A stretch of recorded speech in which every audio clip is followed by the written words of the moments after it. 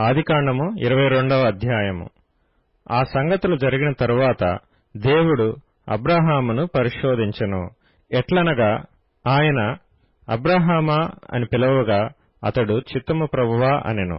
అప్పుడాయన, నీకు ఒక్కడైయున్న నీ కుమారుని అనగా నీవు ప్రేమించు ఇస్సాకును తీసుకుని మోరియా దేశమునకు వెళ్లి అక్కడ నేను నీతో చెప్పబోవు పర్వతములలో ఒకదాని మీద దహనబలిగా అతని నర్పించుమని చెప్పెను. తెల్లవారినప్పుడు అబ్రాహాము లేచి తన గాడిదకు గంత కట్టి తన పనివారిలో ఇద్దరిని తన కుమారుడగు ఇస్సాకును వెంటబెట్టుకొని దహనబలి కొరకు కట్టెలు చీల్చి లేచి దేవుడు తనతో చెప్పిన చోటికి వెళ్ళెను.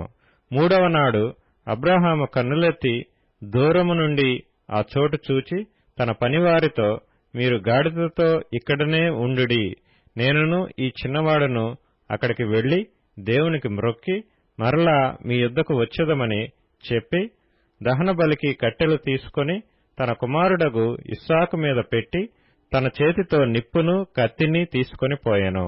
వారిద్దరూ కూడి వెళ్ళుచుండగా ఇస్సాకు తన తండ్రి అయిన అబ్రాహాముతో, నా తండ్రి అని పిలచెను. అందుకతడు, ఏమి నా కుమారుడా అనెను.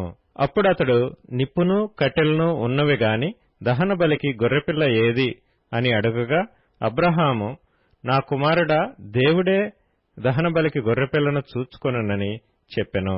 అలాగు వారిద్దరూ కూడి వెళ్లి దేవుడు అతనితో చెప్పిన చోటికి వచ్చినప్పుడు అబ్రాహాము అక్కడ బలిపీఠము కట్టి కట్టెలు చక్కగా పేర్చి తన కుమారుడగు ఇస్సాకును బంధించి ఆ పీఠము పైనున్న కట్టెల మీద ఉంచెను. అప్పుడు అబ్రాహాము తన కుమారుని వధించుటకు తన చెయ్యి చాపి కత్తి పట్టుకొనగా యెహోవా దూత పరలోకము నుండి అబ్రాహామా అబ్రాహామా అని అతని పిలిచెను. అందుకతడు, చిత్తము ప్రభువా అనెను.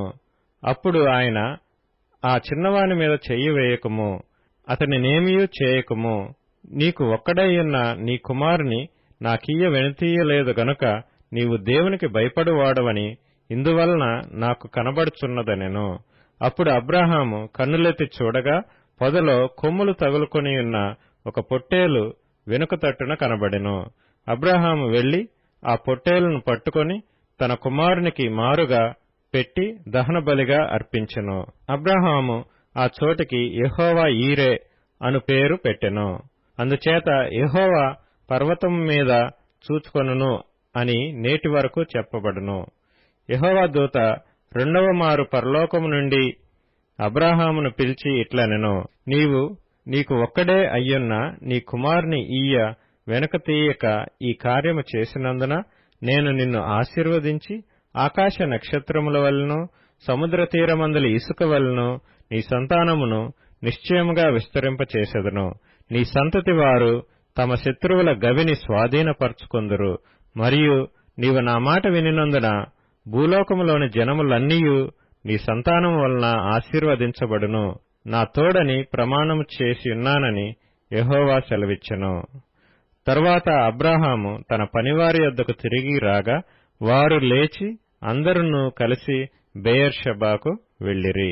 అబ్రాహాము బెయేర్షెబాలో నివసించెను. ఆ సంగతులు జరిగిన తరువాత అబ్రాహామునకు తెలుపబడినదేమనగా, మిల్కా అను ఆమెయు నీ సహోదరుడగు నాహోరునకు పిల్లలను కనెను. వారెవరెవరనగా అతని జ్యేష్ఠ కుమారుడైన ఊజు, ఇతని తమ్ముడైన బూజు, అరాము తండ్రి అయిన కెమూయేలు, కెసెదు, హజో, పిల్దాషు, ఇద్లాపు, బెతూయేలు. బెతూయేలు రిబ్కాను కనెను. ఆ 8 మందిని మిల్కా అబ్రాహాము సహోదరుడగు నాహోరునకు కనెను. మరియు రయూమా అను అతని ఉపపత్నియు తెబహును, గహమును, తహషును, మయకాను కనెను.